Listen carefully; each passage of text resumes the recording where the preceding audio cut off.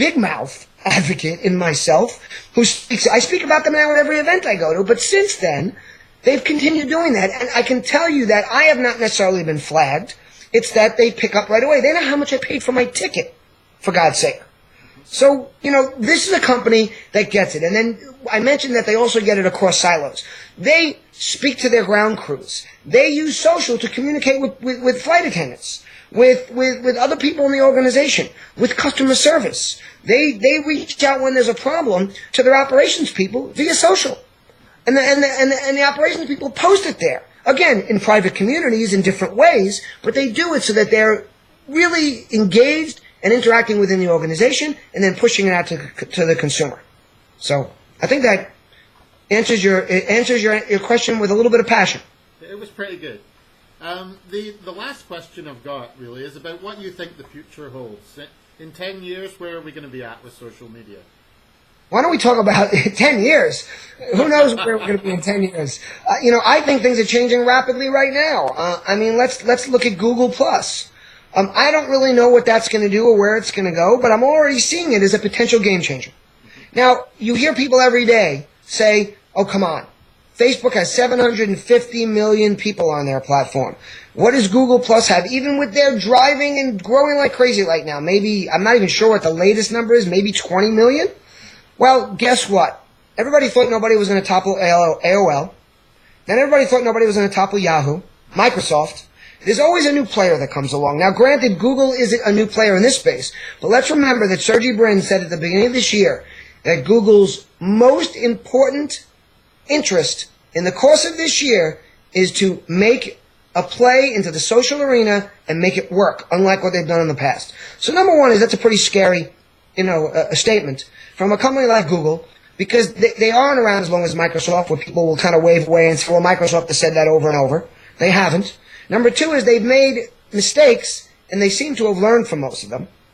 And number three is, from what I've learned in a very short time about Google Plus, and I don't know a lot about it today, and I want to give some kudos today to Chris Brogan, who is at Chris Brogan on Twitter, because he ran a webinar today that I participated in, talking about how to use and understanding the potential of Google Plus today, and it gave me a lot of very valuable insight. I've also been reading a lot about it, hearing from a lot of people I trust in my inner circles.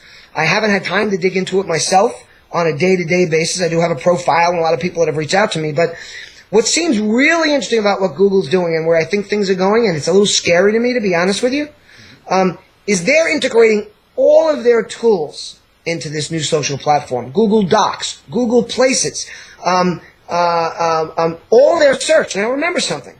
Google controls the two largest, by far, search engines in the world. Google and YouTube. Both of them are digging in to Google Plus and giving companies the ability to expand their search presence. So what I believe is that at some point, companies and people who want to expand their presence are going to have to dig into this. There's no way Facebook can match that in early stages because they aren't Google. They don't have that search capability. So, all of us, I think a lot revolves around search right now. Organic search, how you get your name into things, how you expand your presence and amplify your message. So if you had a choice, and right now you don't have a choice because a brand can go onto Google Plus right now, but the audience isn't there. So in the end, if the audience doesn't come, none of this will matter. Because no matter how much I can do with my brand presence on Google Plus, if there's only 20 million members, it doesn't mean a lot to me as a brand. But if Google Plus scales, and they certainly have the money, they have the audience and the people to scale it too. And if they listen, and they make people also believe that they're the anti-Facebook, because what's happened at Facebook?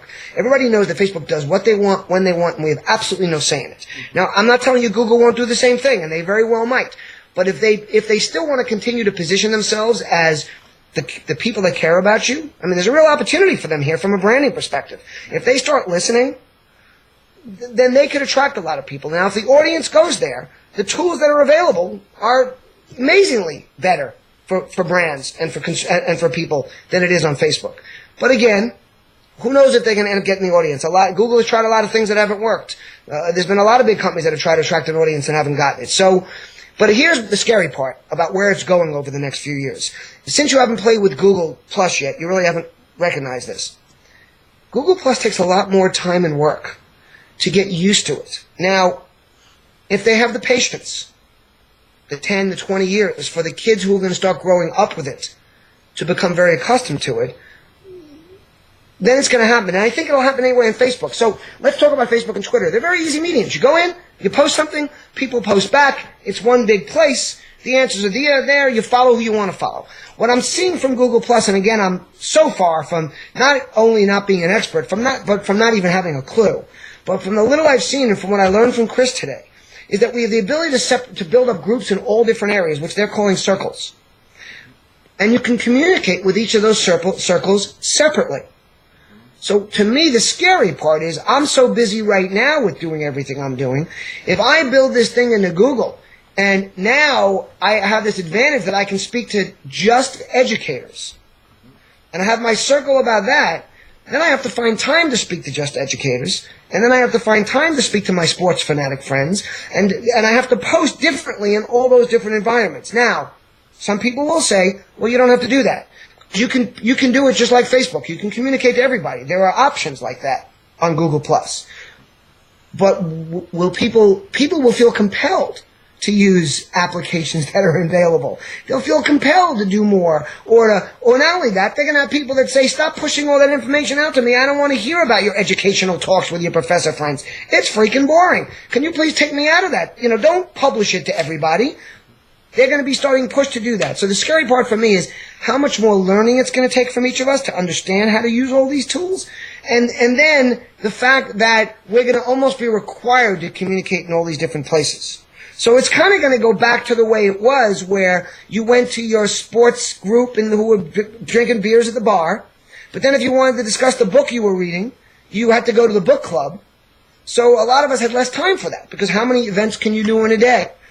What I found to be the beauty of Facebook and Twitter is I got to do it all in a couple of places. So everybody knew what I was doing, and people couldn't bitch at me because there wasn't that tool via Twitter to segment them. But now that tool's available, people are going to want to be segmented. And that's going to be difficult for individuals, that's going to be difficult for companies, and that's going to make it a little bit more challenging moving forward. So that's where I think it's all going. I think that we're going to be able to do everything via social. We're going to be able to segment, we're going to be able to have our private coffee houses, our private groups, our private discussions, and it's going to make us going to have to learn how to segment and make time the same way we used to when we were just out on the street. Okay, so thanks for talking to me today, Ted. I was just wondering one thing, is the people who are taking our course are going to be working on social media themselves, a lot of them at the start of it. Is there anything that you'd want to leave as a final comment to them, or what you'd want them most to remember about what you had to say to them? Absolutely. They need to go out, they need to reach out to people, they need to ask questions, they need to engage. Remember that even if you are just a lurker, you don't have to put out your thoughts, you can ask questions, and you'll get immediate answers. They need to experiment. And that, for two reasons you need to do that. Number one is you need to find out what works for anybody, and number two, you have to find out what works for you. Thanks very much, Ted. I really do appreciate it. And I'll send you feedback on how the students receive the recording and the comments that they've got on what you've had to say. Please, Peter, and I'd love to have access to the video so I can post it on my YouTube channel and on my website if you don't mind. Sure, I'll see that we get that to you as well. Okay. Great. Thanks so much, and I appreciate you reaching out. No, thanks a lot, Ted. I really do appreciate it. And don't forget, Peter, it's all about relationships. Absolutely. Thank you. You're welcome. Bye now.